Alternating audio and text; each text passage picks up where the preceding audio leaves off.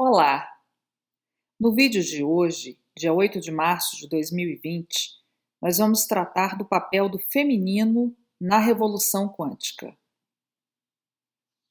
Num espaço de tempo de 100, 130 anos, alguns físicos, filósofos, matemáticos descobriram que a matéria, os elétrons, eles têm um comportamento duplo, dual. Eles funcionam como partícula e como onda. Ou seja, nós funcionamos como partícula ou como onda. Tudo começou com Thomas Young, em 1800, quando ele descobriu que a luz não tinha comportamento de matéria, como Newton falava. Na verdade, segundo Thomas Young, a luz tinha comportamento de onda. Einstein, em 1904, determinou que a luz também tinha comportamentos de matéria. O matemático francês de Broglie, posteriormente, por volta de 1924, finalmente equacionou matematicamente o comportamento do elétron, ou seja, da matéria, como onda e como matéria. 10 anos depois, os norte-americanos Davison Germer, por intermédio de um experimento, comprovaram que a fórmula matemática encontrada por de Broglie estava correta.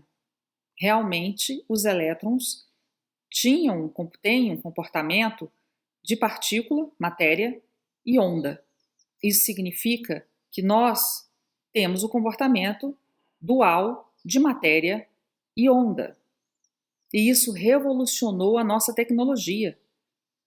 Nós temos hoje computadores, inteligência artificial, celulares que funcionam com automóveis a 200 km por hora, que funcionam dentro de elevadores. Todo esse conhecimento tecnológico se baseou nessas descobertas desses físicos de 1800 até 1930 aproximadamente. Infelizmente, esse conhecimento não foi utilizado só para o bem da humanidade, mas também para a confecção da bomba atômica, para a confecção de drones que podem matar uma pessoa específica com muita eficiência e sem um controle moral, ético desse tipo de conduta. Na mesma época que os físicos mencionados descobriam leis que regem o planeta Terra, o médico Jung fundava a psicologia analítica.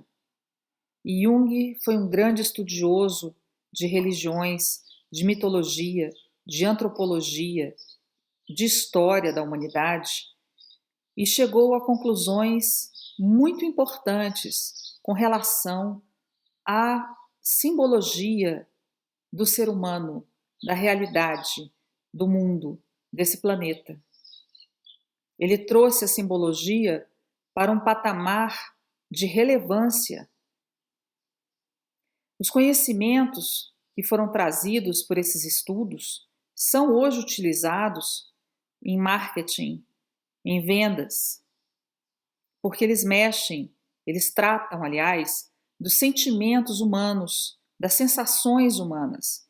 E é sabido que o sentimento, ele decide uma compra, por exemplo, o consumo, antes do pensamento racional.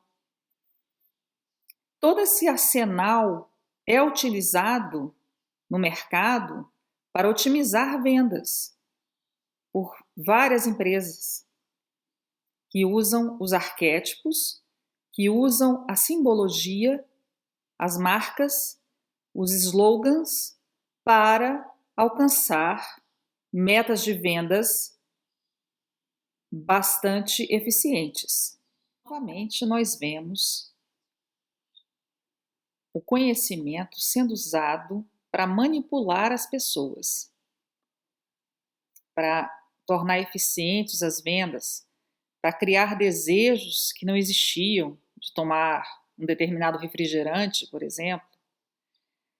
sendo que esse conhecimento deveria ter sido usado, deve ser usado para libertar as pessoas, para tornar as pessoas mais felizes, para ampliar o conhecimento das pessoas e não manipulá-las como vem sendo feito.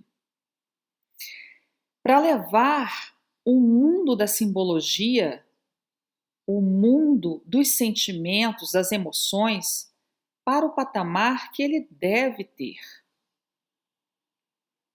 Nós vivemos num mundo dual, no mundo de masculino, feminino, de racional e irracional, de lógica e símbolo. Não é necessário muitos estudos, muita leitura, para chegar à conclusão que nós vivemos num mundo dual, de lógica e símbolos, de noite e dia,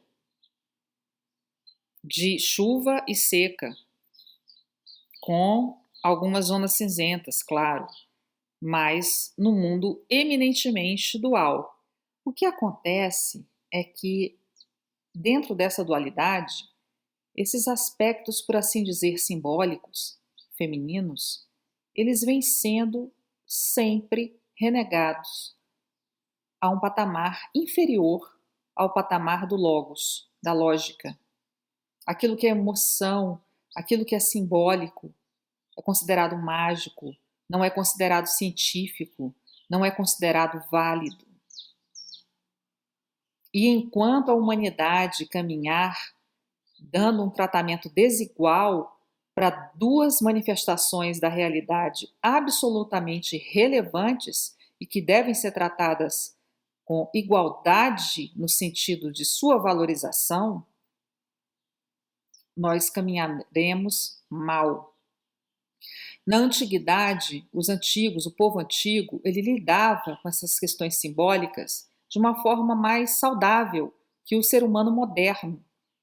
Embora ele conferisse um caráter mágico, um caráter de magia para isso, que não necessariamente precisa ser adotado atualmente, haja vista todo o conhecimento que nós temos, o conhecimento que nós somos onda e partícula, o conhecimento que Jung e seus adeptos sistematizaram a respeito das questões simbólicas para o ser humano, diante de todo esse conhecimento, de todo esse arsenal, nós podemos lidar com essas questões do sentimento, das emoções, da simbologia de uma forma mais saudável, sem relegar isso ao segundo plano.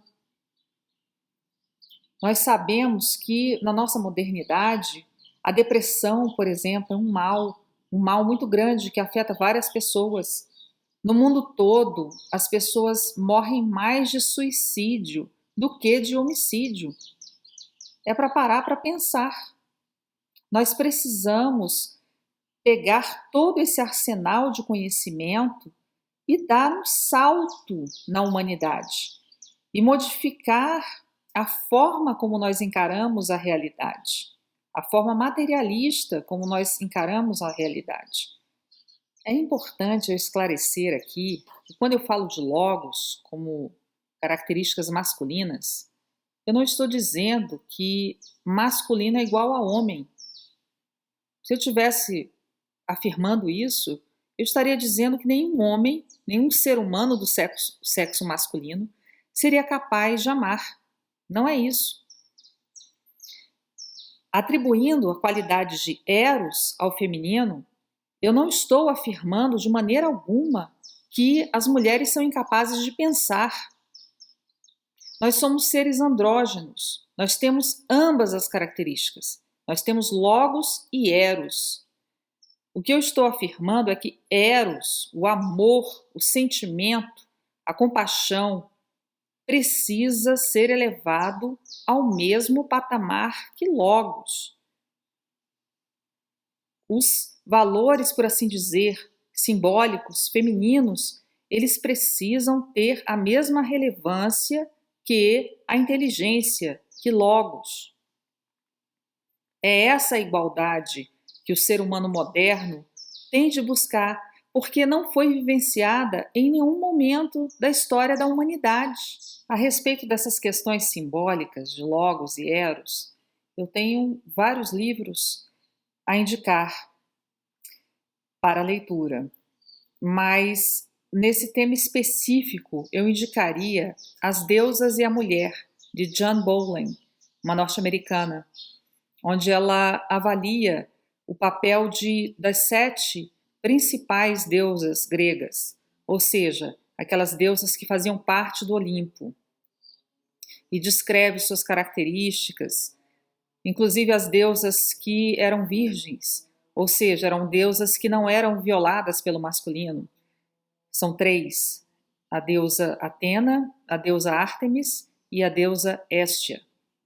É importante aprofundar os estudos com relação a isso para entender que feminino não necessariamente é igual a mulher. Ambos os sexos têm características femininas e masculinas.